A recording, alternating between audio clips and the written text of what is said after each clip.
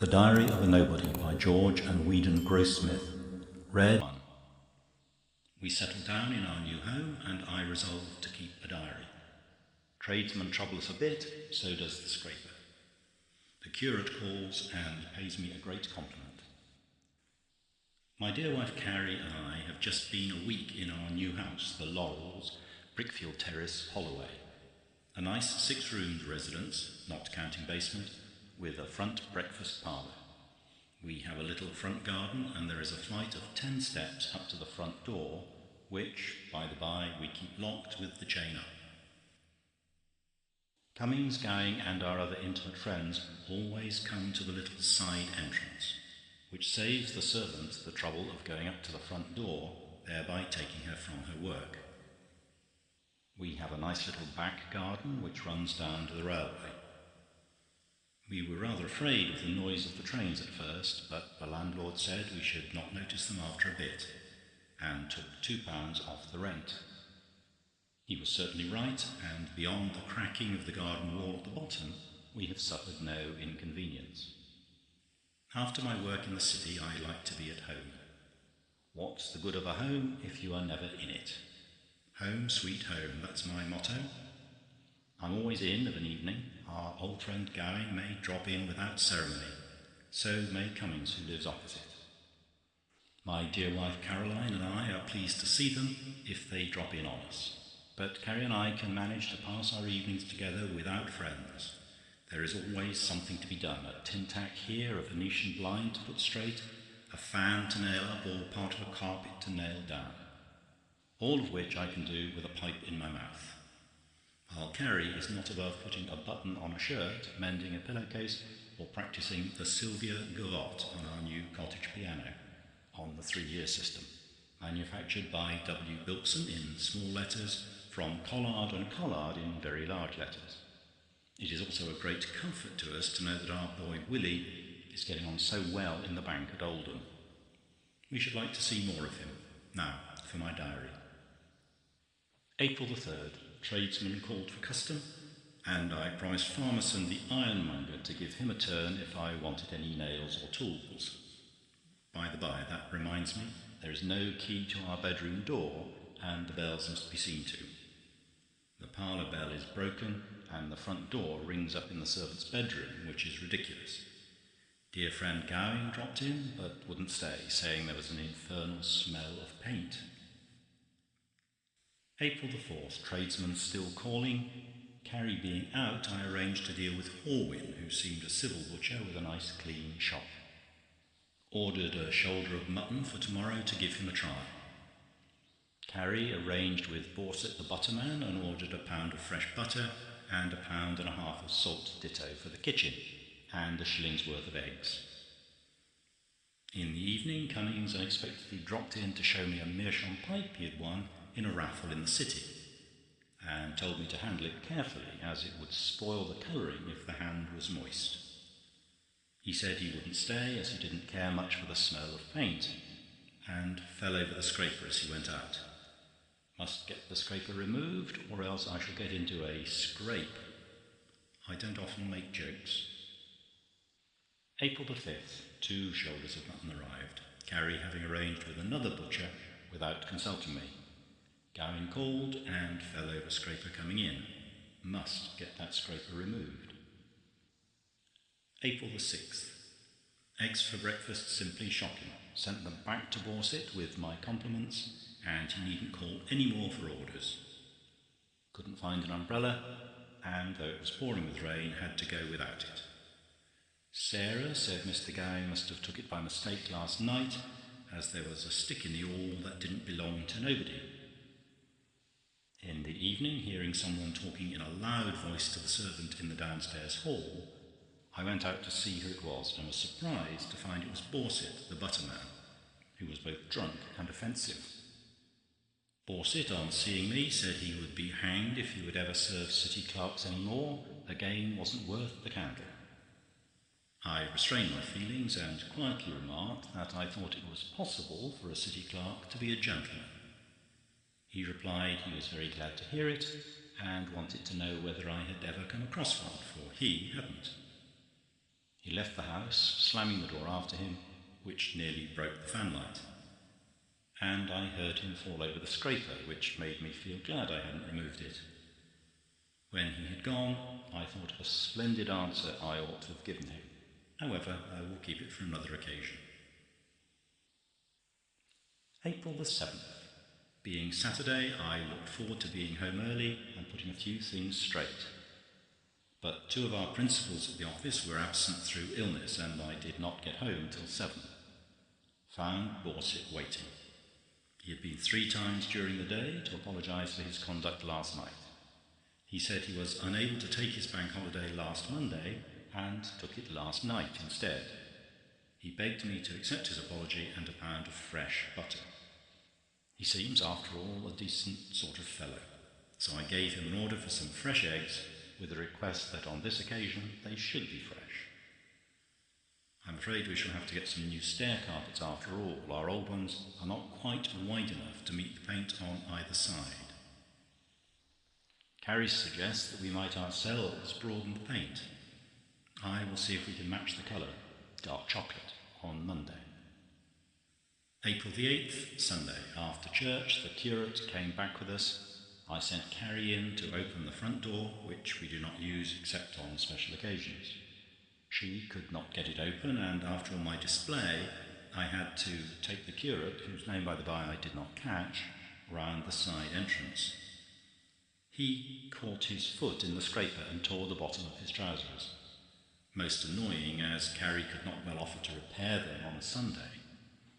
After dinner, went to sleep. Took a walk round the garden and discovered a beautiful spot for sowing mustard and cress and radishes. Went to church again in the evening, walked back with the curate. Carrie noticed he had got on the same pair of trousers, only back to 2. He wants me to take... Tradesman and the scraper still troublesome. Gowing rather tiresome with his complaints of the paint.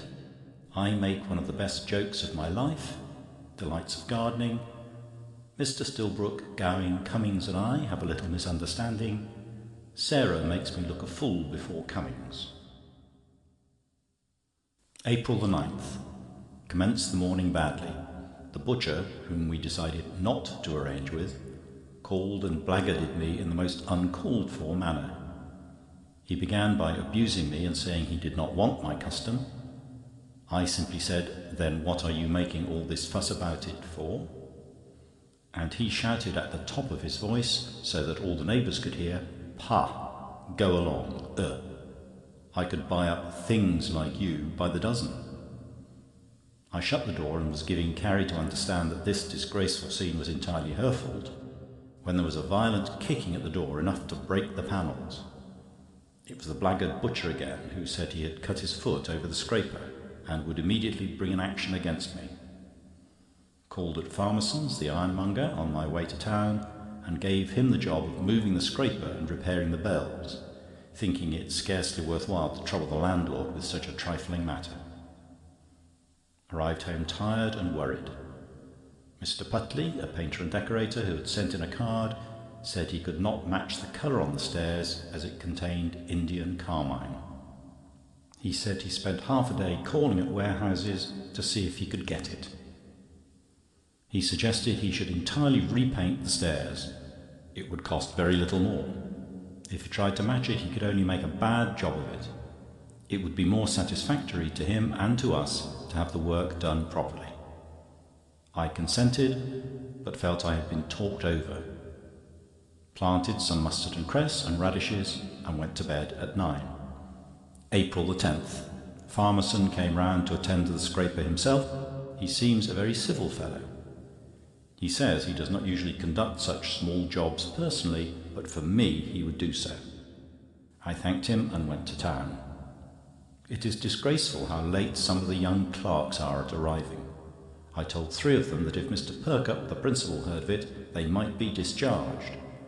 Pitt, a monkey of 17, who has only been with us 6 weeks, told me to keep my hair on. I informed him that I had had the honour of being in the firm 20 years, to which he insolently replied that I looked it. I gave him an indignant look and said, "I demand from you some respect, sir." He replied, "All right, go on demanding." I would not argue with him any further. You cannot argue with people like that. In the evening, Gowing called and repeated his complaint about the smell of paint. Gowing is sometimes very tedious with his remarks and not always cautious, and Carrie once very properly reminded him that she was present. April the 11th. Mustard and cress and radishes not come up yet. Today was a day of annoyances. I missed the 8:45 bus to the city through having words with the grocer's boy, who for the second time had the impertinence to bring his basket to the hall door, and had left the marks of his dirty boots on the fresh, cleaned doorsteps. He said he had knocked at the side door with his knuckles for a quarter of an hour. I knew Sarah, our servant, could not hear this, as she was upstairs doing the bedrooms, so asked the boy why he did not ring the bell. He replied that he did pull the bell, but the handle came off in his hand. I was half an hour late at the office, a thing that has never happened to me before. There has recently been much irregularity in the attendance of the clerks, and Mr. Perkup, our principal, unfortunately chose this very morning to pounce down upon us early. Someone had given the tip to the others. The result was that I was the only one late of the lot. Buckling, one of the senior clerks, was a brick, and I was saved by his intervention. As I passed by Pitt's desk, I heard him remark to his neighbour, "How disgracefully late some of our head clerks arrive." This was, of course, meant for me. I treated the observation with silence, simply giving him a look, which unfortunately had the effect of making both of the clerks laugh.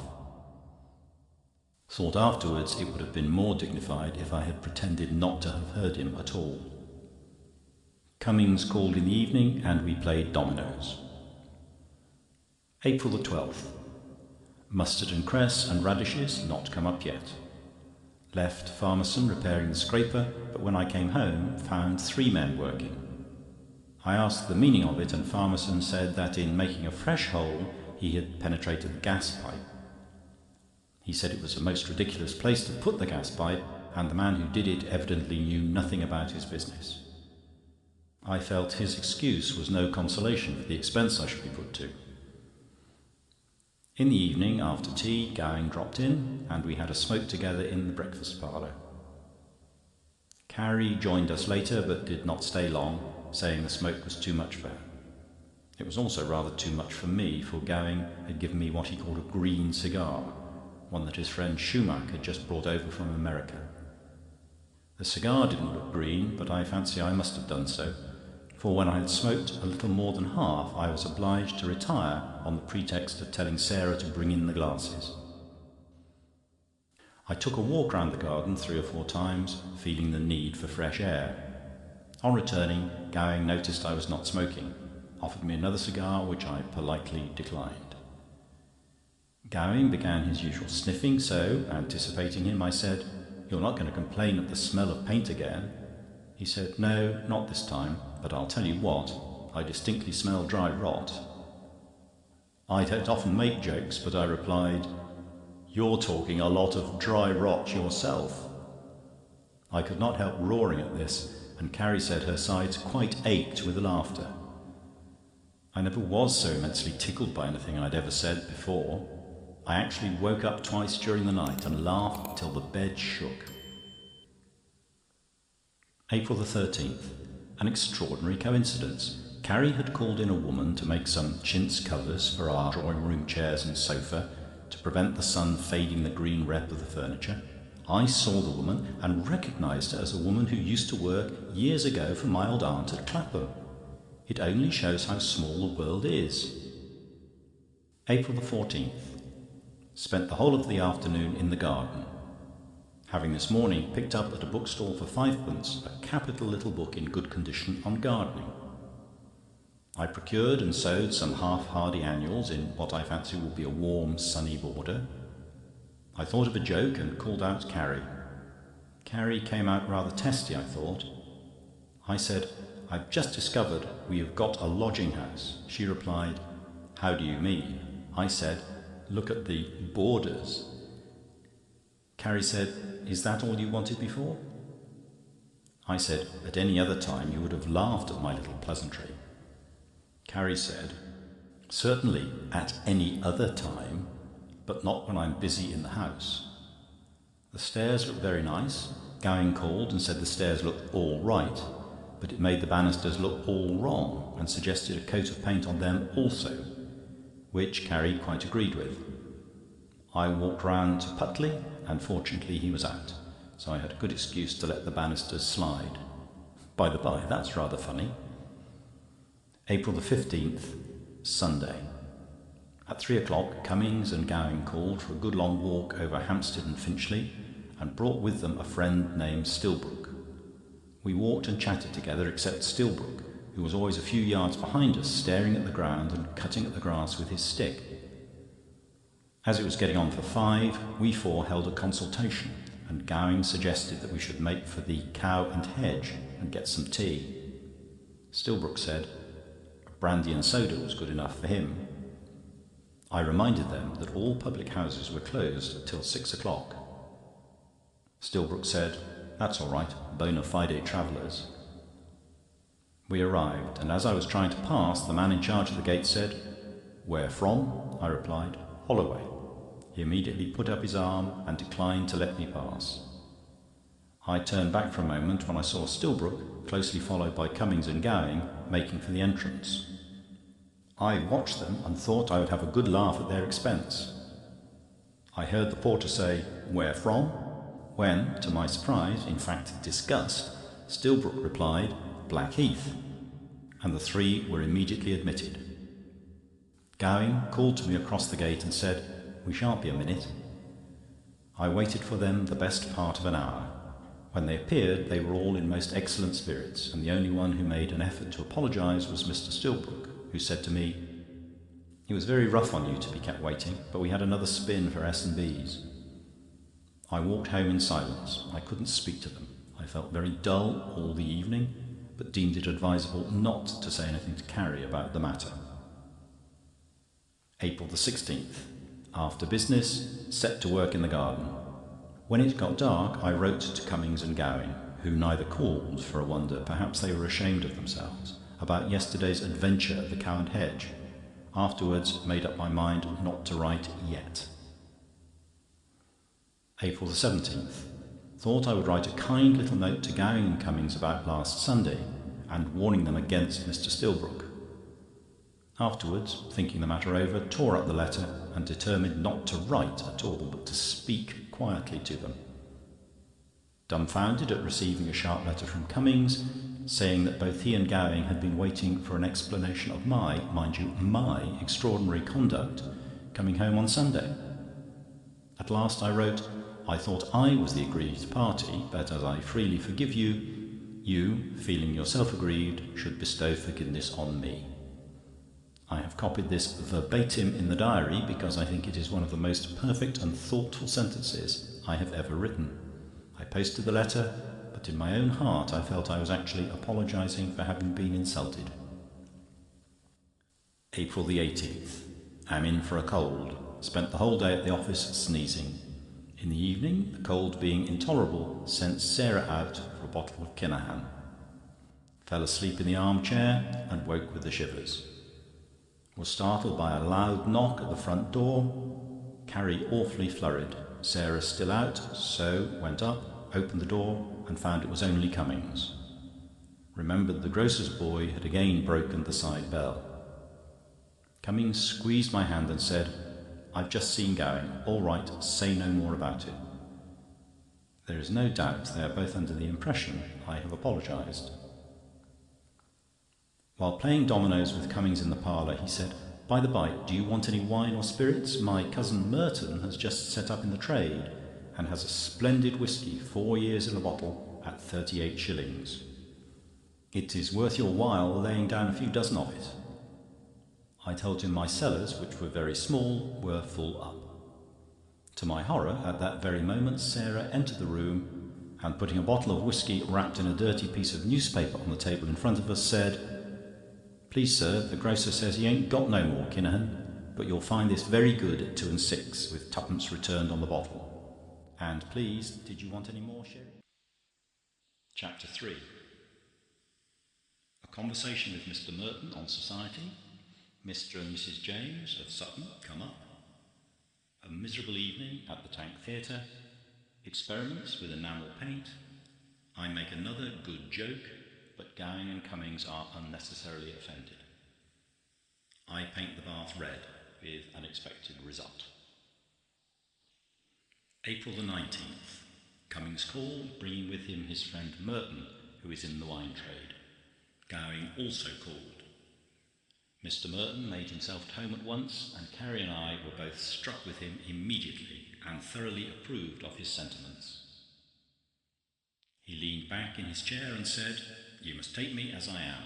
And I replied, "Yes, and you must take us as we are. We're homely people, we're not swells." He answered, "No, I can see that," and Gowing roared with laughter. But Merton, in a most gentlemanly manner, said to Gowing, "I don't think you quite understand me.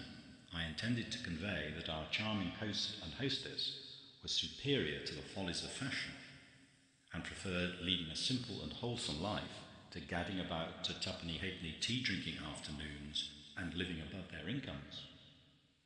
I was immensely pleased with these sensible remarks of Merton's, and concluded that subject by saying, "No, candidly, Mr. Merton, we don't go into society because we do not care for it.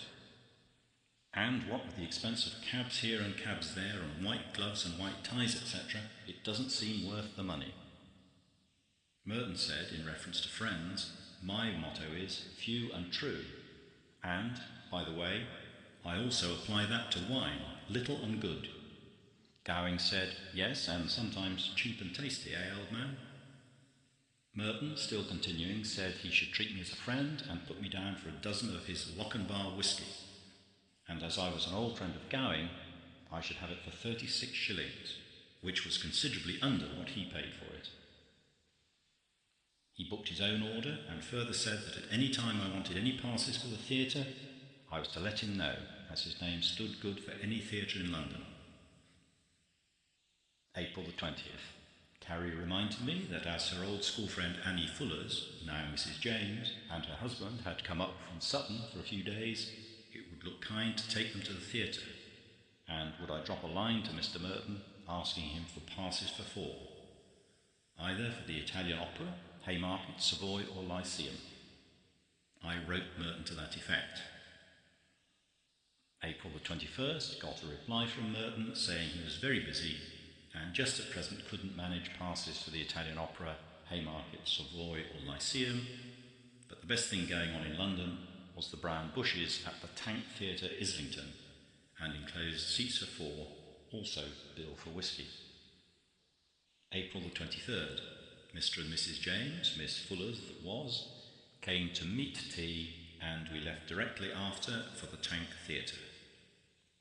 We got a bus that took us to King's Cross, and then changed into one that took us to the Angel. Mr. James each time insisted on paying for all, saying that I had paid for the tickets and that was quite enough. We arrived at the theatre, where, curiously enough, all our busload except an old woman with a basket seemed to be going in. I walked ahead and presented the tickets. The man looked at them and called out, "Mr. Willoughby, do you know anything about these?" holding up my tickets. The gentleman called to came up and examined my tickets and said, "Who gave you these?" I said rather indignantly, "Mr. Merton, of course." He said, "Merton? Who's he?" I answered rather sharply, "You ought to know, his name's good at any theatre in London." He replied, "Oh, is it? Well, it ain't no good here. These tickets, which are not dated, were issued under Mr. Swinstead's management, which has since changed hands."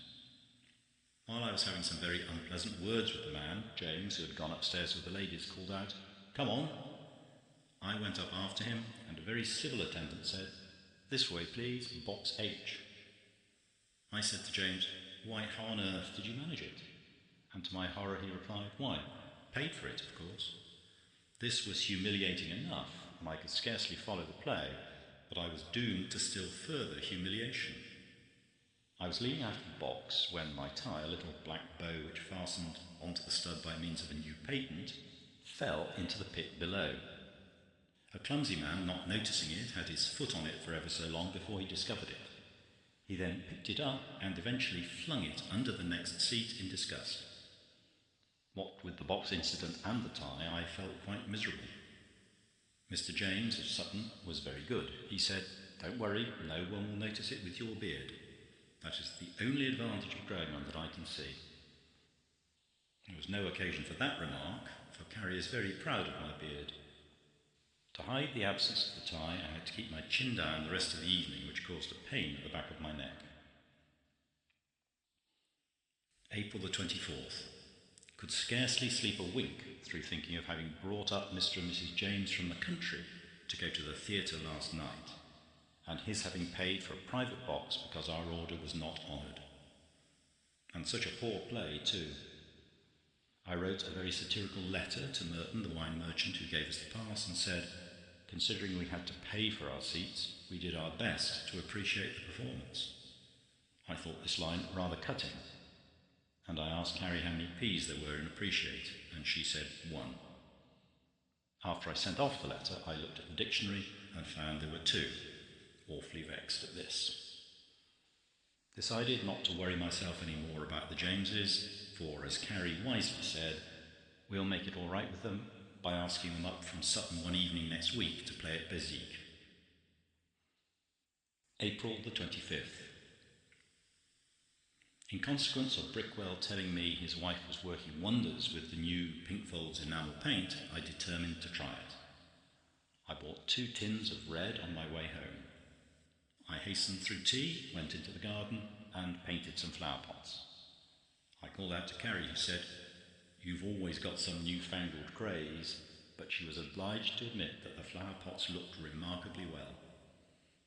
Went upstairs into the servant's bedroom and painted her washstand, towel horse, and chest of drawers.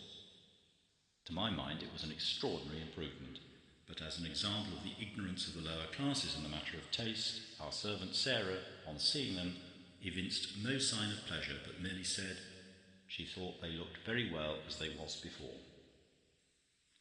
April the 26th. Got some more red enamel paint, red to my mind being the best colour, and painted the coal scuttle and the backs of our Shakespeare, the binding of which had almost worn out. April the 27th. Painted the bath red, and was delighted with the result. Sorry to say Carrie was not. In fact, we had a few words about it. She said I ought to have consulted her, and she had never heard of such a thing as a bath being painted red.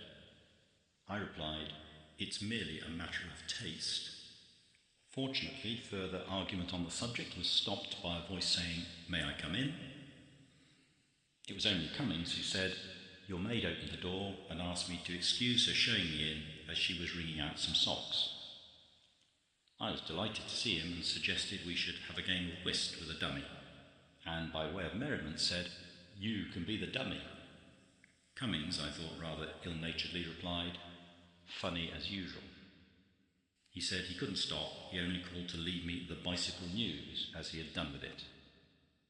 Another ring at the bell. It was Gowing, who said he must apologise for coming so often, and that one of these days we must come round to see him. I said, "A very extraordinary thing has struck me." "Something funny as usual," said Cummings. "Yes," I replied, "I think even you will say so this time. It's concerning you both. For doesn't it seem odd that Gowing's always coming and Cummings always going?" Carrie, who had evidently quite forgotten about the bath, went into fits of laughter, and as for myself, I fairly doubled up in my chair till it cracked beneath me. I think this was one of the best jokes I've ever made. Then imagine my astonishment on perceiving both Cummings and Gowing perfectly silent and without a smile on their faces. After rather an unpleasant pause, Cummings, who had opened a cigar case, closed it up again and said, "Yes, I think after that I shall be going, and I'm sorry I failed to see the fun of your jokes." Gowing said he didn't mind a joke when it wasn't rude, but a pun on a name, to his thinking, was certainly a little wanting in good taste. Cummings followed it up by saying, if it had been said by anyone else but myself, he shouldn't have entered the house again. This rather unpleasantly terminated what might have been a cheerful evening. However, it was as well they went, for the charwoman had finished up the remains of the cold pork. April 28th. At the office, the new and very young clerk, Pitt, who was very impudent to me a week or so ago, was late again. I told him it would be my duty to inform Mr. Perkupp, the principal. To my surprise, Pitt apologised most humbly and in a most gentlemanly fashion. I was unfeignedly pleased to notice this improvement in his manner towards me, and told him I would look over his unpunctuality. Passing down the room an hour later, I received a smart smack in the face from a rolled-up ball of hard foolscap. I turned round sharply, but all the clerks were apparently riveted to their work. I am not a rich man, but I would have given half a sovereign to know whether that was thrown by accident or design. Went home early and bought some more enamel paint, black this time, and spent the evening touching up the fender, picture frames, and an old pair of boots, making them look as good as new. Also painted Gowing's walking stick, which he left behind, and made it look like ebony. April the 29th, Sunday. Woke up with a fearful headache and strong symptoms of a cold. Carrie, with a perversity which is just like her, said it was painter's colic, and was the result of my having spent the last few days with my nose over a paint pot. I told her firmly that I knew a great deal better what was the matter with me than she did. I had got a chill, and decided to have a bath as hot as I could bear it. Bath ready, could scarcely bear it so hot. I persevered and got in. Very hot, but very acceptable. I lay still for some time. On moving my hand above the surface of the water, I experienced the greatest fright I ever received in the whole course of my life. For imagine my horror on discovering my hand, as I had thought, full of blood. My first thought was that I had ruptured an artery and was bleeding to death, and should be discovered later on looking like a second Marat, as I remembered seeing him in Madame Tussaud's. My second thought was to ring the bell, but remembered there was no bell to ring. My third was that there was nothing but the enamel paint, which had dissolved with boiling water. I stepped out of the bath, perfectly red all over, resembling the red Indians I have seen depicted at an East End theatre. I determined not to say a word to Carrie, but to tell Farmerson to come on Monday and paint the bath white. Chapter 4. The Ball at the Mansion House. April the 30th. Perfectly astounded at receiving an invitation for Carrie and myself from the Lord and Lady Mayoress to the Mansion House, to meet representatives of trades and commerce. My heart beat like that of a schoolboy's. Carrie and I read the invitation over 2 or 3 times. I could scarcely eat my breakfast. I said, and I felt it from the bottom of my heart, "Carrie, darling, I was a proud man when I led you down the aisle of the church on our wedding day. That pride will be equalled, if not surpassed, when I lead my dear pretty wife up to the Lord and Lady Mayoress at the Mansion House." I saw the tears in Carrie's eyes, and she said, "Charlie dear, it is I who have to be proud of you, and I am very, very proud of you. You have called me pretty, and as long as I am pretty in your eyes, I am happy. You, dear old Charlie, are not handsome, but you are good, which is far more noble." I gave her a kiss, and she said, "I wonder if there will be any dancing. I've not danced with you for years." I cannot tell what induced me to do it, but I seized her round the waist, and we were silly enough to be executing a wild kind of polka when Sarah entered, grinning, and said, "There is a man, Mum, at the door who wants to know if you want any good coals." Most annoyed at this, spent the evening in answering and tearing up again the reply to the Mansion House. Having left word with Sarah, if Gowing or Cummings called, we were not at home. Must consult Mr. Perkupp how to answer the Lord Mayor's invitation. May the 1st. Carrie said, "I should like to send Mother the invitation to look at." I consented as soon as I had answered it. I told Mr. Perkupp at the office with a feeling of pride that we had received an invitation to the Mansion House, and he said, to my astonishment, that he himself gave in my name to the Lord Mayor's secretary. I felt this rather discounted the value of the invitation, but I thanked him, and in reply to me he described how I was to answer it. I felt the reply was too simple, but of course Mr. Perkupp knows best. May the 2nd. Sent my dress coat and trousers to the little tailor's round the corner to have the creases taken out. Told Gowing not to call next Monday as we were going to the Mansion House. Sent similar note to Cummings. May the 3rd. Carrie went to Mrs. James at Sutton to consult about her dress for next Monday. While speaking incidentally to Spotch, one of our head clerks, about the Mansion House, he said, "Oh, I'm asked, but I don't think I shall go." When a vulgar man like Spotch is asked, I feel my invitation is considerably discounted. In the evening, while I was out, the little tailor brought round my coat and trousers, and because Sarah had not a shilling to pay for the pressing, he took them away again. May the 4th. Carrie's mother returned the Lord Mayor's invitation, which was sent to her to look at, with apologies for having upset a glass of port over it.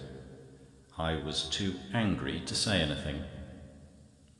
May the 5th. Bought a pair of lavender kid gloves for next Monday and 2 white ties in case one got spoiled in the tying. May the 6th, Sunday. A very dull sermon, during which, I regret to say, I twice thought of the Mansion House reception tomorrow. May the 7th. A big red letter day, viz. The Lord Mayor's reception. The whole house upset. I had to get dressed at 6:30 as Carrie wanted the room to herself. Mrs. James had come up from Sutton to help Carrie, so I could not help thinking it unreasonable that she should require the entire attention of Sarah the servant as well. Sarah kept running out of the house to fetch something for Mrs., and several times I had, in my full evening dress, to answer the back door. The last time it was the greengrocer's boy, who, not seeing it was me, for Sarah had not lighted the gas, pushed into my hands 2 cabbages and 6 coal blocks.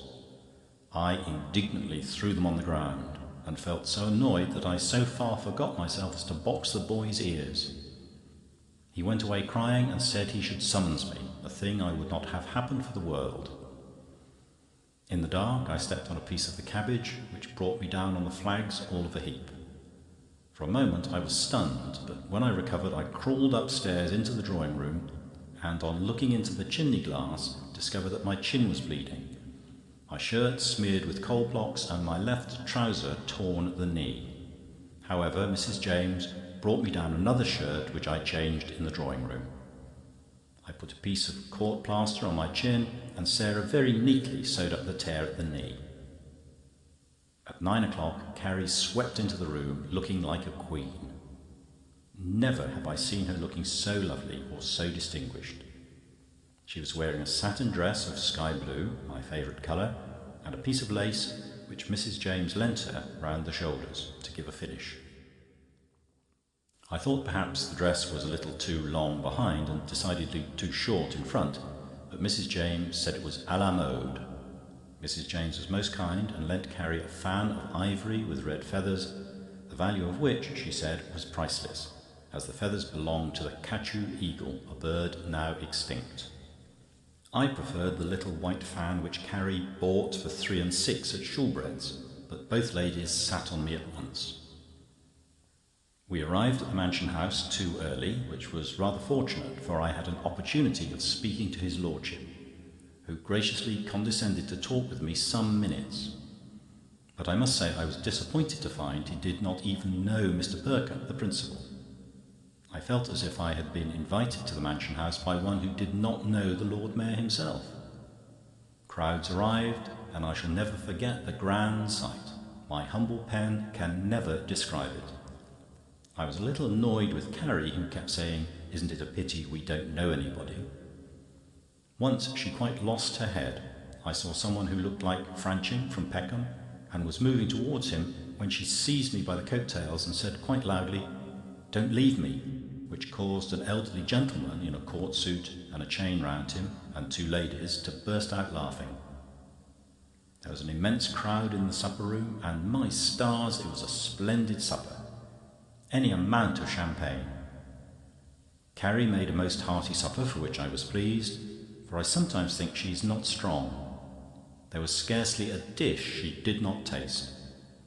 I was so thirsty I could not eat much.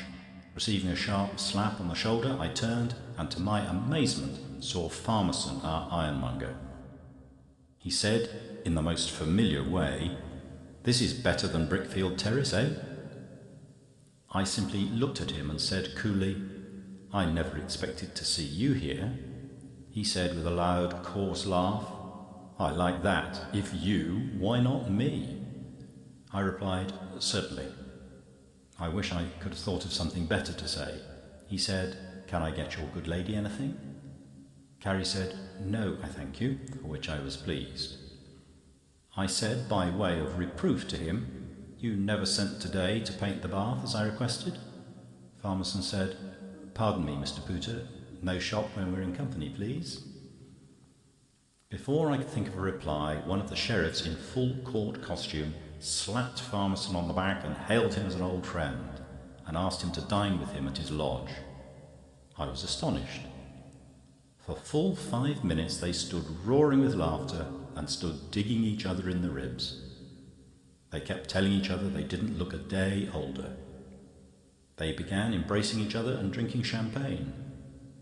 To think that a man who men's our scraper should know any member of the aristocracy. I was just moving with Carrie when Farmerson seized me rather roughly by the collar and, addressing the sheriff, said, let me introduce my neighbour Pooter. He did not even say Mr. The sheriff handed me a glass of champagne. I felt, after all, it was a great honour to drink a glass of wine with him, and I told him so. We stood chatting for some time, and at last I said, you must excuse me now if I join Mrs. Pooter. When I approached her, she said, don't let me take you away from your friends. I'm quite happy standing here alone in a crowd knowing nobody. As it takes two to make a quarrel, and as it was neither the time nor the place for it, I gave my arm to Carrie and said, I hope my darling little wife will dance with me, if only for the sake of saying we had danced at the Mansion House as guests of the Lord Mayor. Finding the dancing after supper was less formal, and knowing how much Carrie used to admire my dancing in the days gone by, I put my arm round her waist and we commenced a waltz. A most unfortunate accident occurred. I had got on a new pair of boots. Foolishly, I had omitted to take Carrie's advice, namely to scratch the soles of them with the points of the scissors or to put a little wet on them. I had scarcely started when, like lightning, my left foot slipped away and I came down the side of my head, striking the floor with such violence that for a second or two I did not know what had happened. I need hardly say that Carrie fell with me with equal violence, breaking the comb in her hair and grazing her elbow. There was a roar of laughter, which was immediately checked when people found out that we had really hurt ourselves. A gentleman assisted Carrie to a seat, and I expressed myself pretty strongly on the danger of having a plain, polished floor with no carpet or drugget to prevent people slipping. The gentleman, who said his name was Darwitz, insisted on escorting Carrie to have a glass of wine, an invitation which I was pleased to allow Carrie to accept. I followed and met Farmerson, who immediately said in his loud voice, "Oh, are you the one who went down?" I answered with an indignant look.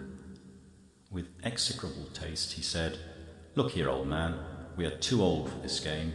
We must leave these capers to the youngsters. Come and have another glass, that's more in our line." Although I felt I was buying his silence by accepting, we followed the others into the supper room. Neither Carrie nor I, after our unfortunate mishap, felt inclined to stay longer. As we were departing, Farmerson said, "Are you going? If so..." After the Mansion House ball, Carrie offended, Gowing also offended, a pleasant party at the Cummings, Mr. Franching of Peckham visits us. May the 8th. I woke up with a most terrible headache.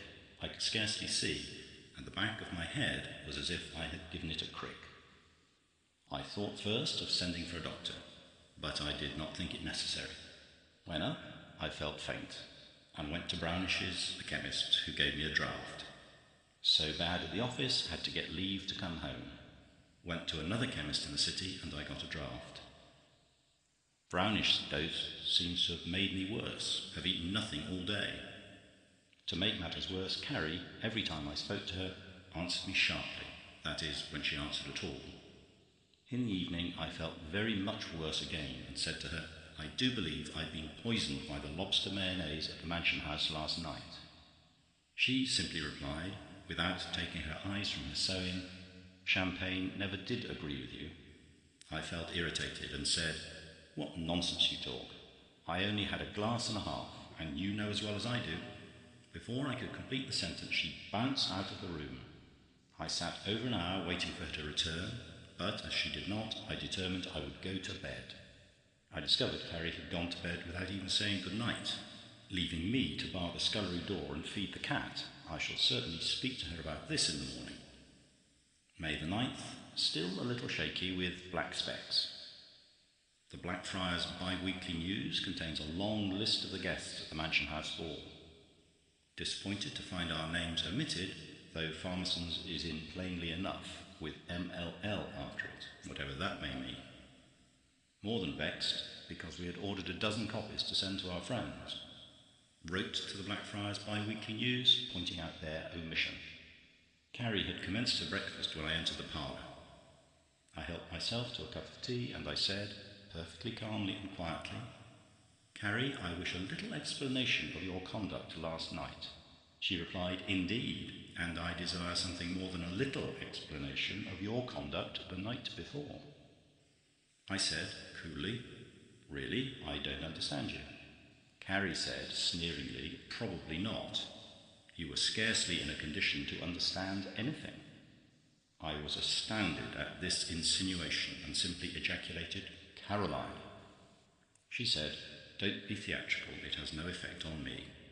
Reserve that tone for your new friend, Mr. Farmerson, the ironmonger." I was about to speak when Carrie, in a temper such as I had never seen her in before, told me to hold my tongue. She said, "Now I'm going to say something. After professing to snub Mr. Farmerson, you permitted him to snub you in my presence, and then accept his invitation to take a glass of champagne with you, and you don't limit yourself to one glass. You then offer this vulgar man, who had made a bungle of preparing our scraper, a seat in our cab on the way home. I say nothing about his tearing my dress and getting in the cab, nor of treading on Mrs. James' expensive fan, which you knocked out of my hand, and for which he never apologised. But you smoked all the way home without having the decency to ask my permission. That is not all. At the end of the journey, although he did not offer you a farthing towards his share of the cab, you asked him in. Fortunately, he was sober enough to detect, from my manner, that his company was not desirable. Goodness knows I felt humiliated enough at this, but, to make matters worse, Gowing entered the room without knocking, with 2 hats on his head and holding the garden rake in his hand, with Carrie's fur tippet, which he had taken off the downstairs hall peg, round his neck, and announced himself in a loud, coarse voice. His Royal Highness the Lord Mayor. He marched twice round the room like a buffoon, and finding we took no notice, said, "Hello, what's up? Lovers' quarrel, eh?" There was a silence for a moment, so I said quietly, "My dear Gowing, I'm not very well, and not quite in the humour for joking, especially when you enter the room without knocking, an act which I failed to see the fun of." Gowing said, "I'm very sorry, but I called for my stick, which I thought you would have sent round."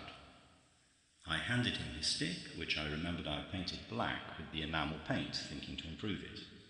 He looked at it for a minute with a dazed expression and said, "Who did this?" I said, "Eh? Did what?" He said, "Did what? Why, destroyed my stick. It belonged to my poor uncle, and I value it more than anything I have in the world. I'll know who did it." I said, "I am very sorry. I dare say it will come off. I did it for the best." Gowing said, "Then all I can say is, it's a confounded liberty, and I would add, you're a bigger fool than you look, only that's absolutely impossible." May the 12th. Got a single copy of the Blackfriars bi-weekly news. There was a short list of several names they had omitted, but the stupid people had mentioned our names as Mr. and Mrs. C. Porter, most annoying. Wrote again, and I took particular care to write our name in capital letters, Pooter, so that there should be no possible mistake this time. May the 16th. Absolutely disgusted on opening the Blackfriars bi-weekly news of today to find the following paragraph. we have received 2 letters from Mr. and Mrs. Charles Pooter requesting us to announce the important fact that they were at the Mansion House ball. I tore up the paper and threw it in the waste paper basket. My time is far too valuable to bother about such trifles. May the 21st. The last week or 10 days are terribly dull, Carrie being away at Mrs. James at Sutton, Cummings also away. Gowing, I presume, is still offended with me for black enamelling his stick without asking him. May the 22nd. Purchased a new stick mounted with silver, which cost 7 and 6. Shall tell Carrie 5 shillings, and sent it round with nice note to Gowing. May the 23rd. Received strange note from Gowing. He said, "Offended? Not a bit, my boy. I thought you were offended with me for losing my temper. Besides, I found after all it was not my poor old uncle's stick you painted. It was only a shilling thing I bought at a tobacconist's. However, I am much obliged to you for your handsome present all the same." May 24th. Carrie back. Hurrah! She looks wonderfully well, except that the sun has caught her nose. May the 25th. Carrie brought down some of my shirts and advised me to take them to Trillip's round the corner. She said, "The fronts and cuffs are much frayed." I said, without a moment's hesitation, "I'm afraid they are." Lord, how we roared. I thought we should never stop laughing.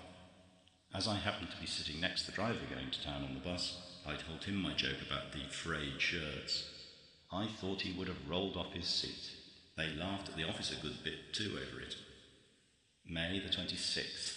Left the shirts to be repaired at Trillip's. I said to him, "I'm afraid they're frayed." He said, without a smile, "They're bound to do that, sir. Some people seem to be quite destitute of a sense of humour." June the 1st. The last week has been like old times, Carrie being back and Gowing and Cummings calling every evening nearly. Twice we sat out in the garden quite late. This evening we were like a pack of children and played Consequences. It's a good game. June 2nd. Consequences again this evening, not quite so successful as last night, Gowing having several times overstepped the limits of good taste. June the 4th. In the evening, Carrie and I went round to Mr. and Mrs. Cummings to spend a quiet evening with them. Gowing was there, also Mr. Stilbrook. It was quiet but pleasant. Mrs. Cummings sang 5 or 6 songs, No Sir and The Garden of Sleep being best in my humble judgment. But what pleased me most was the duet she sang with Carrie. Classical duet too. I think it is called I Would That My Love. It was beautiful. If Carrie had been in better voice, I don't think professionals could have sung it better. After supper, we made them sing it again. I never liked Mr. Stilbrook since the walk that Sunday to the Cow and Hedge, but I must say he sings comic songs well. His song, We Don't Want the Old Men Now, made us shriek with laughter, especially the verse referring to Mr. Gladstone. But there was one verse I think he might have omitted, and I said so, but Gowing thought it was the best of the lot. June the 6th. Trillip brought round the shirts and, to my disgust, his charge for repairing was more than I gave for them when new. I told him so, and he impertinently replied, "Well, they are better now than when they were new." I paid him and said it was a robbery. He said, "If you wanted your shirt fronts made out of pauper linen, such as is used for packing and bookbinding, why didn't you say so?" June the 7th. A dreadful annoyance. Met Mr. Franching, who lives at Peckham, and who is a great swell in his way. I ventured to ask him to come home to meet tea and take pot luck. I did not think he would accept such a humble invitation, but he did, saying in a most friendly way he would rather peck with us than by himself. I said we had better get into this blue bus. He replied, "No blue bussing for me. I have had enough of the blues lately. I lost a cool foul over the copper scare. Step in here." We drove up home in style in a hansom cab, and I knocked 3 times at the front door without getting an answer. I saw Carrie through the panels of the ground glass, with stars, rushing upstairs. I told Mr. Franching to wait at the door while I went round to the side.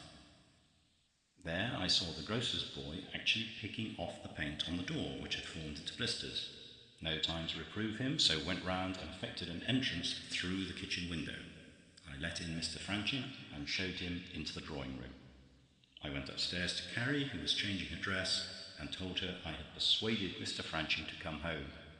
She replied, "How can you do such a thing? You know it's Sarah's holiday and there's not a thing in the house," the cold mutton having turned with the hot weather. Eventually, Carrie, like a good creature as she is, slipped down, washed up the teacups, and laid the cloth. And I gave Franching our views of Japan to look at while I ran round to the butcher's to get 3 chops. July the 30th. The miserable cold weather is either upsetting me or Carrie, or both.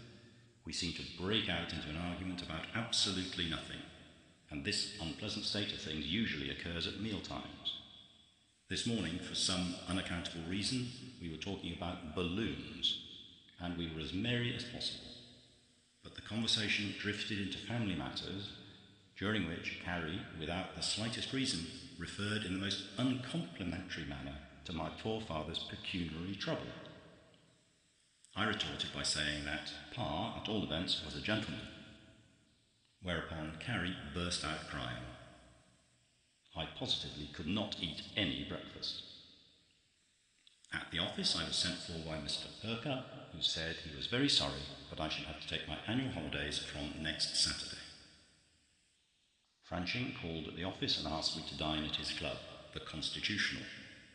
Fearing disagreeables at home after the tiff this morning, I sent a telegram to Carrie telling her I was going out to dine, and she was not to sit up. Bought a little silver bangle for Carrie.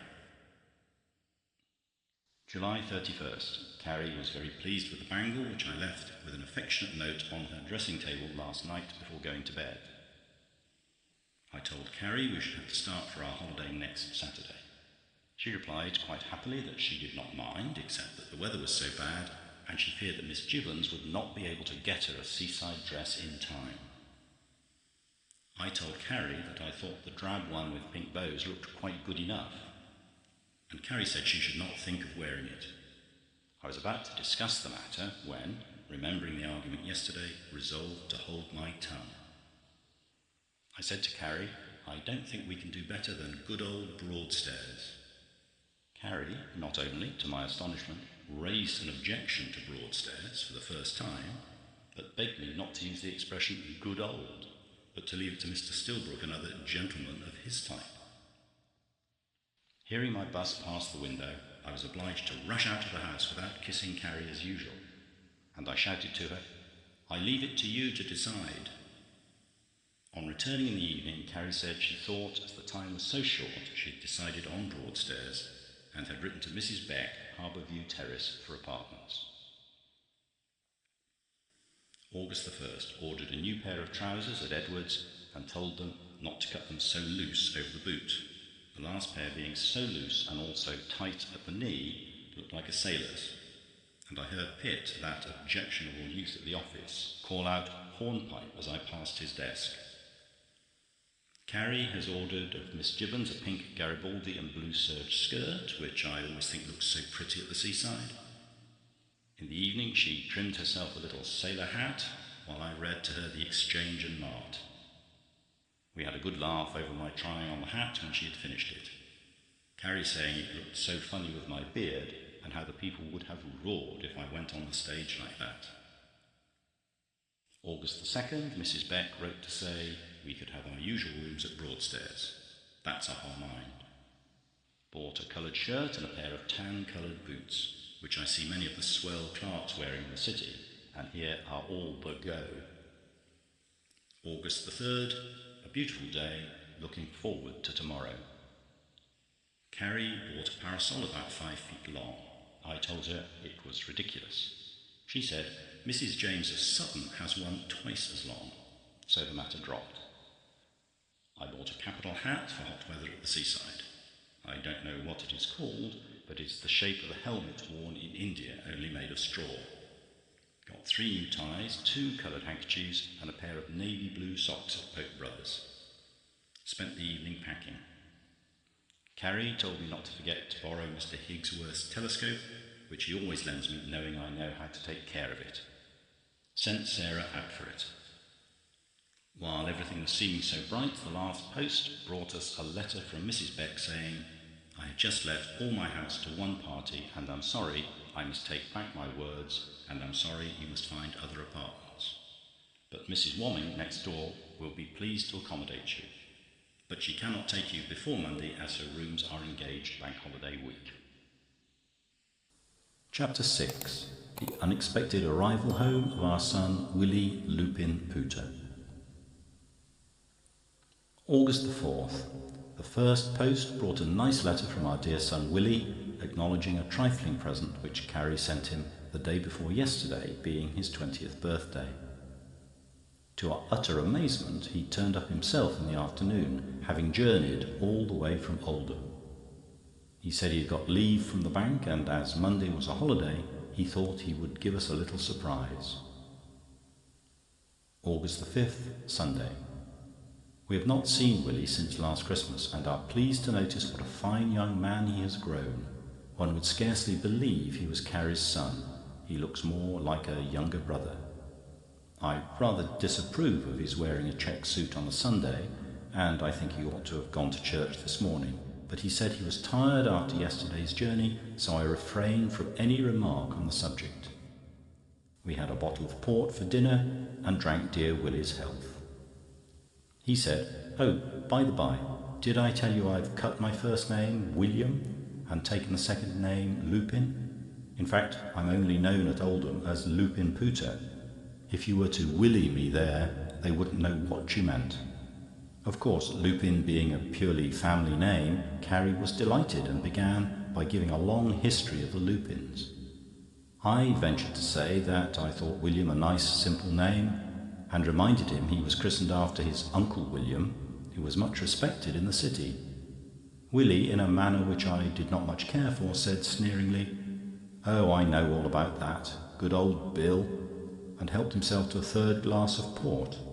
Carrie objected strongly to my saying "good old," but she made no remark when Willie used the double adjective.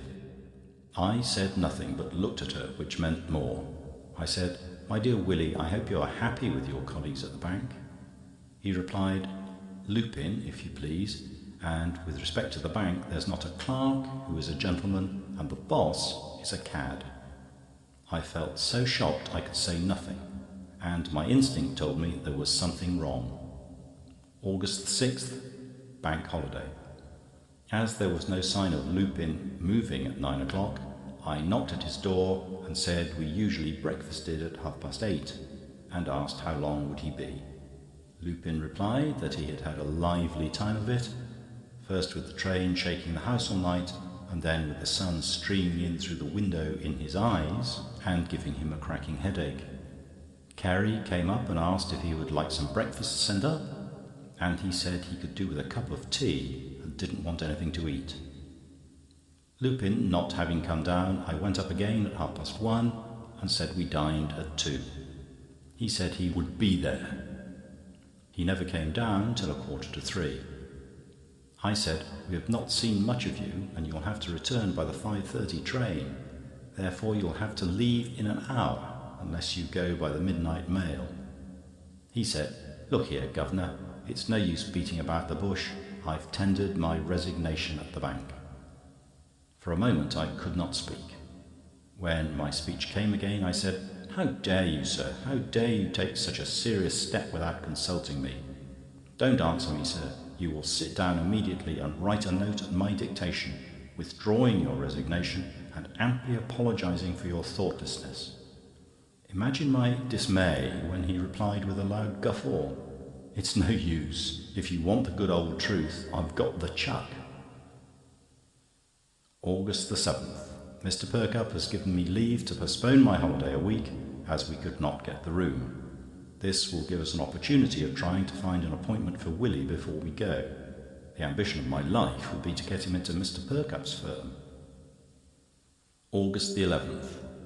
Although it is a serious matter having our boy Lupin on our hands, still it is satisfactory to know he was asked to resign from the bank simply because he took no interest in his work and always arrived an hour, sometimes 2 hours, late. We can all start off on Monday to Broadstairs with a light heart. This will take my mind off the worry of the last few days, which have been wasted over a useless correspondence with the manager of the bank at Oldham. August the 13th. Hurrah! At Broadstairs. Very nice apartments near the station. On the cliffs they would have been double the price. The landlady had a nice 5 o'clock dinner and tea ready, which we all enjoyed, though Lupin seemed fastidious because there happened to be a fly in the butter. It was very wet in the evening, for which I was thankful, as it was a good excuse for going to bed early. Lupin said he would sit up and read a bit. August the 14th. I was a little annoyed to find Lupin, instead of reading last night, had gone to a common sort of entertainment given at the Assembly Rooms. I expressed my opinion that such performances were unworthy of respectable patronage. But he replied, "Oh, it was only for one night only. I had a fit of the blues come on and thought I would go to see Polly Preswell, England's particular spark." I told him I was proud to say I had never heard of her. Carrie said, "Do let the boy alone. He's quite old enough to take care of himself and won't forget he's a gentleman. Remember, you were young once yourself." Rained all day hard, but Lupin would go out. August the 15th.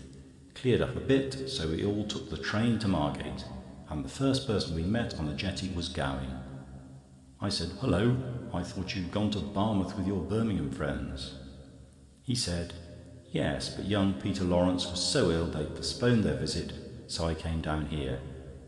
You know the Cummings are here too." Carrie said, "Oh, that would be delightful. We must have some evenings together and have games." I introduced Lupin, saying, "You'll be pleased to find we have our dear boy at home." Gowing said, "How's that? You don't mean to say he's left the bank?" I changed the subject quickly, and thereby avoided any of those awkward questions which Gowing always has a knack of asking. August the 16th. Lupin positively refused to walk down the parade with me because I was wearing my new straw helmet with my frock coat. I don't know what the boy is coming to. August the 17th. Lupin not falling in with our views, Carrie and I went for a sail. It was a relief to be with her alone, for when Lupin irritates me, she always sides with him. On our return, he said, "Oh, you've been on the shilling emetic, have you? You'll come to the sixth penn'orth on the liver jerker next." I presume he meant a tricycle, but I affected not to understand him. August the 18th. Gowing and Cummings walked over to arrange an evening at Margate. It being wet, Gowing asked Cummings to accompany him to the hotel and have a game of billiards, knowing I never play, and in fact disapprove of the game. Cummings said he must hasten back to Margate, whereupon Lupin, to my horror, said, "I'll give you a game, Gowing, 100 up. A walk around the cloth will give me an appetite for dinner." I said perhaps Mr. Gowing does not care to play with boys. Gowing surprised me by saying, "Oh yes, I do, if they play well," and they walked off together. August the 19th, Sunday. I was about to read Lupin a sermon on smoking, which he indulges in violently, and billiards, but he put on his hat and walked out. Carrie then read me a long sermon on the palpable inadvisability of treating Lupin as if he were a mere child. I felt she was somewhat right, so in the evening I offered him a cigar. He seemed pleased, but after a few whiffs said, "This is a good old tuppenny, try one of mine," and he handed me a cigar as long as it was strong, which is saying a good deal. August the 20th. I am glad our last day at the seaside was fine, though clouded overhead. We went over to Cummings at Margate in the evening, and as it was cold, we stayed in and played games. Gowing, as usual, overstepping the mark. He suggested we should play cutlets, a game we never heard of. He sat on a chair and asked Carrie to sit on his lap, an invitation which dear Carrie rightly declined. After some species of wrangling, I sat on Gowing's knees and Carrie sat on the edge of mine. Lupin sat on the edge of Carrie's lap, then Cummings on Lupin's and Mrs. Cummings on her husband's. We looked very ridiculous and laughed a good deal. Gowing then said, "Are you a believer in the great mogul?" We had to answer altogether, yes, oh yes, 3 times. Gowing said, so am I, and suddenly got up. The result of this stupid joke was that we all fell on the ground, and poor Carrie banged her head against the corner of the fender. Mrs. Cummings put some vinegar on, but through this we missed the last train and had to drive back to Broadstairs, which cost me 7 and 6pence. Chapter 7. Home again. Mr. James' influence on Carrie. Can get nothing for Lupin. Next door neighbours are a little troublesome. Someone tampers with my diary. Lupin startles us with an announcement. August the 22nd. Home sweet home again. Carrie brought some pretty blue wool mats to stand vases on. Fripps, James & Co. write to say they're sorry they have no vacancy among their staff of clerks for Lupin. August the 23rd. I bought a pair of stag's heads made of plaster of Paris and coloured brown.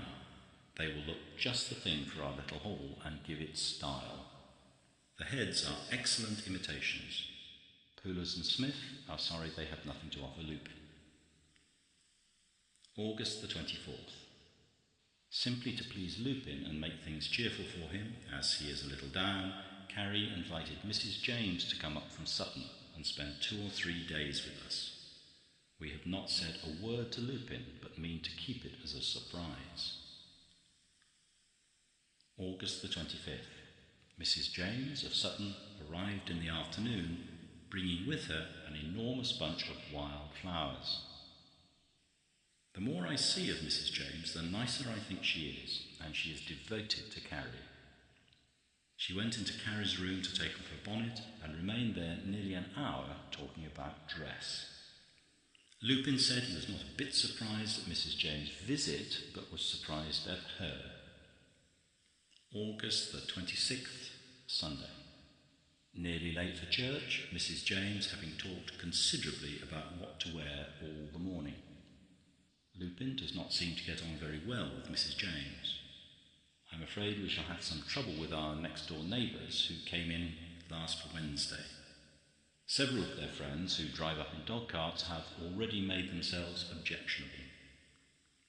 An evening or 2 ago I had put on a white waistcoat for coolness, and while walking past with my thumbs in my waistcoat pockets, a habit I have, one man seated in the cart and looking like an American commenced singing some vulgar nonsense about I had $13 in my waistcoat pocket. I fancied it was meant for me, and my suspicions were confirmed. For, while walking around the garden in my tall hat this afternoon, a throw-down cracker was deliberately aimed at my hat and exploded on it like a percussion cap. I turned sharply, and am positive I saw the man who was in the cart retreating from one of the bedroom windows. August the 27th. Carrie and Mrs. James went off shopping and had not returned when I came back from the office. Judging from the subsequent conversation, I'm afraid Mrs. James is filling Carrie's head with a lot of nonsense about dress. I walked over to Gowing's and asked him to drop into supper and make things pleasant. Carrie prepared a little extemporised supper consisting of the remainder of the cold joint, a small piece of salmon which I was to refuse in case there was not enough to go round, and a blancmange and custards. There was also a decanter of port and some jam puffs on the sideboard. Mrs. James made us play rather a good game of cards called muggings. To my surprise, in fact disgust, Lupin got up in the middle and in a most sarcastic tone said, "Pardon me, this sort of thing is too fast for me. I shall go and enjoy a quiet game of marbles in the back garden." Things might have become rather disagreeable but for Gowing, who seems to have taken to Lupin, suggesting they should invent games. Lupin said, "Let's play monkeys." He then led Gowing all round the room and brought him in front of the looking-glass. I must confess I laughed heartily at this. I was a little vexed at everybody subsequently laughing at some joke which they did not explain, and it was only on going to bed I discovered I must have been walking about all the evening with an antimacassar on one button of my coat-tails. August the 28th found a large brick in the middle bed of geraniums, evidently come from next door. Paddles and paddles, can't find a place for Lupin. August the 29th. Mrs. James is making a positive fool of Carrie. Carrie appeared in a new dress like a smock frock. She said smocking was all the rage. I replied, it put me in a rage. She also had on a hat as big as a kitchen coal scuttle, and the same shape. Mrs. James went home, and both Lupin and I were somewhat pleased. The first time we have agreed on a single subject since his return. Merkins and Son write they have no vacancy for Lupin. October the 30th. I should very much like to know who has wilfully torn the last 5 or 6 weeks out of my diary. It is perfectly monstrous. Mine is a large scribbling diary with plenty of space for the record of my everyday events, and in keeping up that record I take, with much pride, a great deal of pains. I asked Carrie if she knew anything about it. She replied it was my own fault for leaving the diary about with a charwoman cleaning and the sweeps in the house. I said that was not an answer to my question.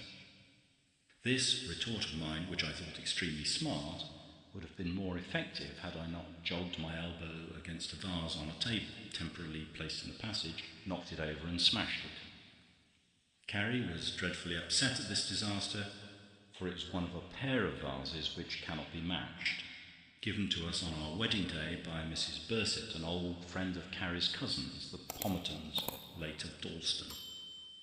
I called to Sarah and asked her about the diary. She said she had not been in the sitting room at all. After the sweep had left, Mrs. Birrell, the charwoman, had cleaned the room and lighted the fire herself. Finding a burnt piece of paper in the grate, I examined it and found it was a piece of my diary, so it was evident someone had torn my diary to light the fire. I requested Mrs. Birrell to be sent to me tomorrow. October the 31st, received a letter from our principal, Mr. Perkup, saying that he thinks he knows of a place at last for our dear boy Lupin. This, in a measure, consoles me for the loss of a portion of my diary, for I am bound to confess the last few weeks have been devoted to the record of disappointing answers received from people to whom I have applied for appointments for Lupin. Mrs. Birrell called and, in reply to me, said she never see no book, much less take such a liberty as touch it.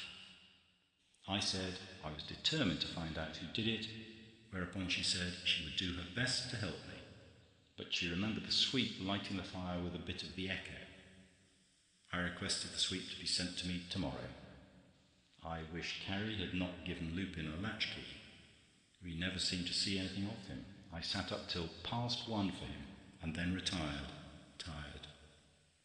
November the 1st. My entry yesterday about tired, which I did not notice at the time, is rather funny. If I were not so worried just now, I might have had a little joke about it.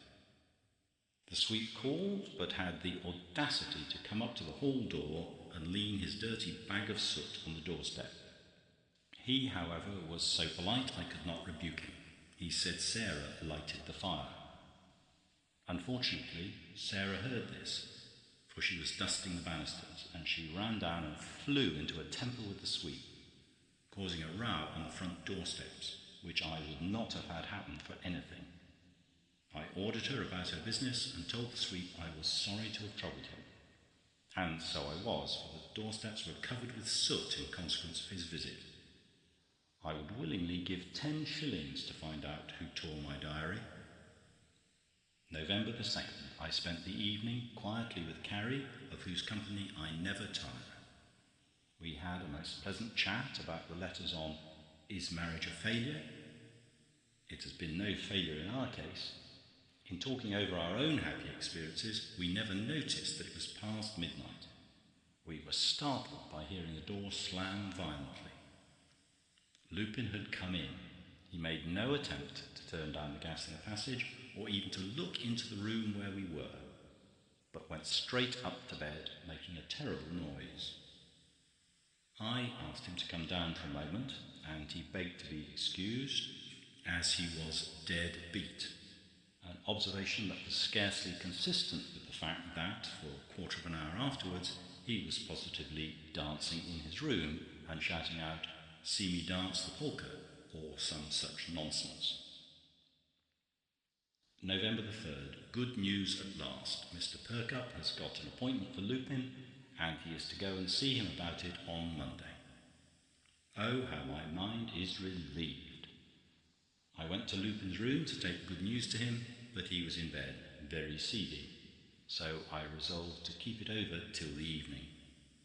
He said he had, last night, been elected a member of an amateur dramatic club called the Holloway Comedians, and though it was a pleasant evening, he had sat in a draught and got neuralgia in the head. He declined to have any breakfast, so I left him. In the evening I had a special bottle of port, and, Lupin being in for a wonder, we filled our glasses, and I said, "Lupin, my boy, I have some good and unexpected news for you. Mr. Perkup has procured you an appointment." Lupin said, "Good biz," and we drained our glasses. Lupin then said, "Fill up the glasses again, for I have some good and unexpected news for you." I had some slight misgivings, and so evidently had Carrie, for she said, "I hope we shall think it good news." Lupin said, "Oh, it's all right. I'm engaged to be married." Chapter 8. Daisy Mutlar, sole topic of conversation. Lupin's new birth. Fireworks at the Cummings. The Holloway Comedians. Sarah quarrels with the charwoman. Lupin's uncalled for interference. Am introduced to Daisy Mutlar. We decide to give a party in her honour. November the 5th, Sunday. Carrie and I troubled about that near boy Lupin getting engaged to be married without consulting us or anything. After dinner he told us all about it. He said the lady's name was Daisy Mutlar, and she was the nicest, prettiest and most accomplished girl he ever met. He loved her the moment he saw her, and if he had to wait 50 years he would wait, and he knew she would wait for him. Lupin further said, with much warmth, that the world was a different place to him now. It was a world worth living in. He lived with an object now, and that was to make Daisy Mutlar Daisy Pooter, and he would guarantee she would not disgrace the family of the Pooters. Carrie here burst out crying and threw her arms round his neck, and in doing so upset the glass of port he held in his hand all over his new light trousers. I said I had no doubt we should like Miss Mutlar when we saw her, but Carrie said she loved her already. I thought this rather premature, but held my tongue. Daisy Mutlar was the sole topic of conversation for the remainder of the day. I asked Lupin who her people were, and he replied, "Oh, you know, Mutlar, Williams and Watts." I did not know, but refrained from asking him any further questions at present for fear of irritating Lupin. November the 6th. Lupin went with me to the office and had a long conversation with Mr. Perkup, our principal, the result of which was that he accepted a clerkship in the firm of Job, Cleanands & Co., stock and share brokers. Lupin told me privately it was an advertising firm and he did not think much of it. I replied, beggars should not be choosers, and I will do Lupin the justice to say he looked rather ashamed of himself. In the evening we went round to the Cummings to have a few fireworks. It began to rain, and I thought it rather dull.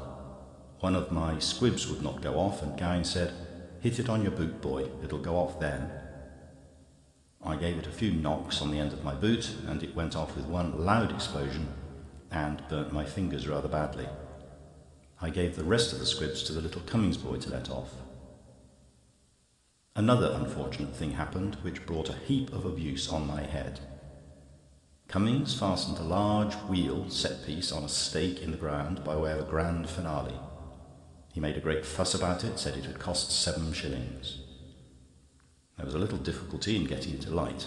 At last it went off, but after a couple of slow revolutions it stopped.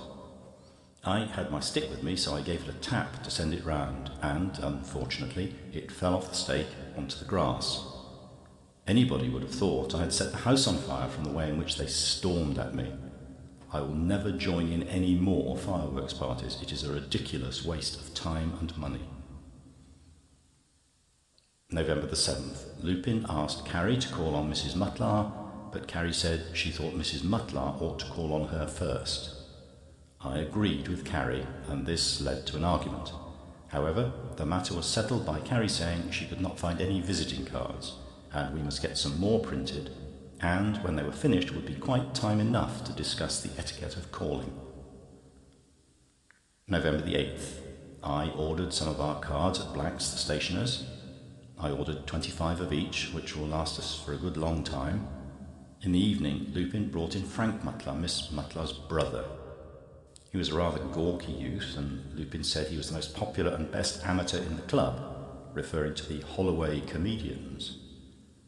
Lupin whispered to us that if we could only draw out Frank a bit, he would make us roar with laughter. At supper, young Mutlar did several amusing things. He took up a knife, and with the flat part of it played a tune on his cheek in a wonderful manner. He also gave an imitation of an old man with no teeth, smoking a big cigar. The way he kept dropping the cigar sent Carrie into fits. In the course of conversation, Daisy's name cropped up, and young Mutlar said he would bring his sister round to us one evening, his parents being rather old-fashioned and not going out much. Carrie said we would get up a little special party. As young Mutlar showed no inclination to go, and it was approaching 11 o'clock, as a hint I reminded Lupin that he had to be up early tomorrow morning. Instead of taking the hint, Mutlar began a series of comic imitations. He went on for an hour without cessation. Poor Carrie could scarcely keep her eyes open. At last she made an excuse and said good night. Mutlar then left, and I heard him and Lupin whispering in the hall something about the Holloway comedians. And, to my disgust, although it was past midnight, Lupin put on his hat and coat and went out with his new companion. November the 9th. My endeavours to discover who tore the sheets out of my diary still fruitless. Lupin has Daisy Mutlar on the brain, so we see little of him, except that he invariably turns up at meal times. Cummings dropped in. November the 10th. Lupin seems to like his new berth, that's a comfort. Daisy Mutlar, the sole topic of conversation during tea. Carrie almost as full of it as Lupin. Lupin informs me to my disgust that he has been persuaded to take part in the forthcoming performance of the Holloway comedians. He says he is to play Bob Britches in the farce Gone to My Uncle's. Frank Mutlar is going to play Old Musty. I told Lupin pretty plainly I was not in the least degree interested in the matter, and totally disapproved of amateur theatricals. Gowing came in the evening. November the 11th. Returned home to find the house in a most disgraceful uproar.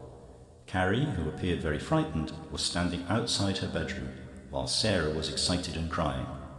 Mrs. Birrell, the charwoman, who had evidently been drinking, was shouting at the top of her voice that she was no thief, that she was a respectable woman who had to work hard for her living, and she would smack anyone's face who put lies into her mouth.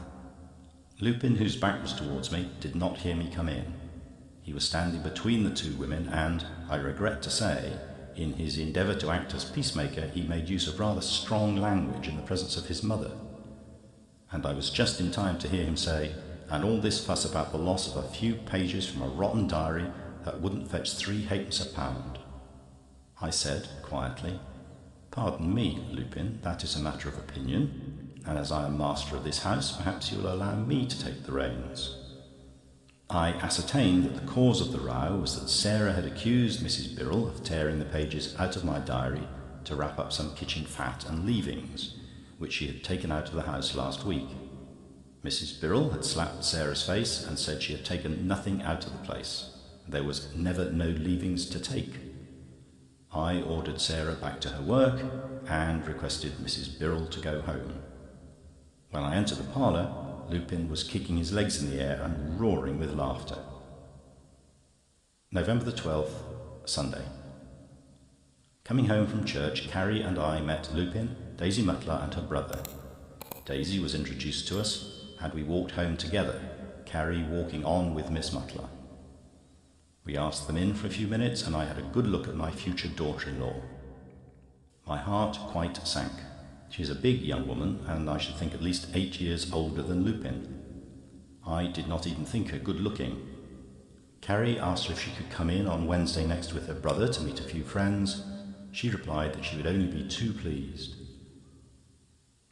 November the 13th, Carrie sent out invitations to Gowing, the Cummings, to Mr. and Mrs. James of Sutton, and Mr. Stilbrook. I wrote a note to Mr. Franching of Peckham. Carrie said we may as well make it a nice affair, and why not ask our principal, Mr. Perkupp? I said I feared we were not quite grand enough for him. Carrie said there was no offence in asking him. I said certainly not, and wrote him a letter. Carrie confessed she was a little disappointed with Daisy Mutlar's appearance, but thought she seemed a nice girl. November the 14th. Everybody so far has accepted for our quite grand little party for tomorrow. Mr. Perkupp, in a nice letter which I shall keep, wrote that he was dining in Kensington, but if he could get away, he would come up to Holloway for an hour. Carrie was busy all day making little cakes and open jam puffs and jellies. She said she felt quite nervous about her responsibilities tomorrow evening. We decided to have some light things on the table, such as sandwiches, cold chicken and ham, and some sweets, and on the sideboard a nice piece of cold beef and a paysan du tongue for the more hungry ones to peg into if they liked. Gowing called to know if he was to put on swallow-tails tomorrow. Carrie said he had better dress, especially as Mr. Franching was coming, and there's a possibility of Mr. Perkupp also putting in an appearance. Gowing said, "Oh, I only wanted to know, for I've not worn my dress coat for some time, and I must send it to have the creases pressed out." After Gowing left, Lupin came in, and in his anxiety to please Daisy Mutlar, carped at and criticised the arrangements, and, in fact, disapproved of everything, including our having asked our old friend Cummings, who, he said, would look in evening dress like a greengrocer engaged to wait, and who must not be surprised if Daisy took him for one. I fairly lost my temper and said, "Lupin, allow me to tell you, Miss Daisy Mutlar is not the Queen of England. I gave you credit for more wisdom than to allow yourself to be inveigled into an engagement with a woman considerably older than yourself. I advise you to think of earning your living before entangling yourself with a wife whom you will have to support, and, in all probability, her brother also, who appeared to be nothing but a loafer." Instead of receiving this advice in a sensible manner, Lupin jumped up and said, "If you insult the lady I am engaged to, you insult me. I will leave the house and never darken your doors again." He went out of the house, slamming the hall door. But it was all right. He came back to supper, and we played bezique till nearly 12 o'clock. Chapter 9. Our first important party, old friends and new friends. Gowing is a little annoying, but his friend Mr. Stilbrook turns out to be quite amusing. Inopportune arrival of Mr. Perkupp, but he is most kind and complimentary. Party a great success. November the 15th, a red letter day, our first important party since we have been in this house. I got home early from the city. Lupin insisted on having a hired waiter and stood a half a dozen of champagne. I think this is an unnecessary expense, but Lupin said he had had a piece of luck, having made £3 out of a private deal in the city. I hope he won't gamble in his new situation. The supper room looked so nice, and Carrie truly said we need not be ashamed of its being seen by Mr. Perkupp, should he honour us by coming. I dressed early in case people should arrive punctually at 8 o'clock, and was much vexed to find my new dress trousers much too short. Lupin, who is getting beyond his position, found a fault with my wearing ordinary boots instead of dress boots. I replied satirically, "My dear son, I have lived to be above that sort of thing." Lupin burst out laughing and said, "A man generally was above his boots." This may be funny, or it may not, but I was gratified to find he had not discovered the coral had come off one of my studs. Carrie looked a picture, wearing the dress she wore at the Mansion House. The arrangement of the drawing room was excellent. Carrie had hung muslin curtains over the folding doors and also over one of the entrances, for we had removed the door from its hinges. Mr. Peters, the waiter, arrived in good time, and I gave him strict orders not to open another bottle of champagne until the previous one was empty. Carrie arranged for some sherry and port wine to be placed on the drawing-room sideboard with some glasses. By the by, our new enlarged and tinted photographs look very nice on the walls, especially as Carrie has arranged some Liberty silk bows on the four corners of them. The first arrival was Gowing, who, with his usual taste, greeted me with, "Hello, Pooter, why your trousers are too short." I simply said, "Very likely, and you will find my temper short also." He said, "That won't make your trousers longer, Juggins. You should get your missus to put a flounce on them." I wonder I waste my time entering his insulting observations in my diary. The next arrivals were Mr. and Mrs. Cummings. The former said, "As you didn't say anything about dress, I have come half-dress." He had on a black frock coat and a white tie. The James, Mr. Merton and Mr. Stilbrook arrived, but Lupin was restless and unbearable till his Daisy Mutlar and Frank arrived. Carrie and I were rather startled at Daisy's appearance. She had a bright crimson dress on, cut very low in the neck. I do not think such a style modest. She ought to have taken a lesson from Carrie and covered her shoulders with a little lace. Mr. Knackles, Mr. Spryce-Hogg and his four daughters came. So did Franching and one or two of Lupin's new friends, members of the Holloway comedians. Some of these seemed rather theatrical in their manner, especially one who was posing all the evening and leant on our little round table and cracked it. Lupin called him our Henry and said he was our lead at the HCs, and was quite as good in that department as Frank Mutlar was as the low comedy merchant. All this is Greek to me. We had some music, and Lupin, who never left Daisy's side for a moment, raved over her singing of a song called "Someday." It seemed a pretty song, but she made such grimaces and sang to my mind so out of tune I would not have asked her to sing again. But Lupin made her sing 4 songs right off, one after the other. At 10 o'clock we went down to supper, and from the way Gowing and Cummings ate, you would have thought they had not had a meal for a month. I told Carrie to keep coming back in case Mr. Perkup should come by mere chance. Gowing annoyed me very much by filling a large tumbler of champagne and drinking it straight off. He repeated this action and made me fear our half-dozen of champagne would not last out. I tried to keep a bottle back, but Lupin got hold of it and took it to the side table with Daisy and Frank Mutlar. We went upstairs and the young fellows began skylarking. Carrie put a stop to that at once. Stilbrook amused us with a song. "What have you done with your cousin John?" I did not notice that Lupin and Frank had disappeared. I asked Mr. Watson, one of the Holloways, where they were, and he said, "It's a case of, oh, what a surprise." We were directed to form a circle, which we did. Watson then said, "I have much pleasure in introducing the celebrated Blondin Donkey." Frank and Lupin then bounded into the room. Lupin had whitened his face like a clown, and Frank had tied round his waist a large hearthrug. He was supposed to be the donkey, and he looked it. They indulged in a very noisy pantomime, and we were all shrieking with laughter. I turned round suddenly, and then I saw Mr. Perkup standing halfway in the door, he having arrived without our knowing it. I beckoned to Carrie, and we went up to him at once. He would not come right into the room. I apologised for the foolery, but Mr. Perkup said, "Oh, it seems amusing." I could see he was not a bit amused. Carrie and I took him downstairs, but the table was a wreck.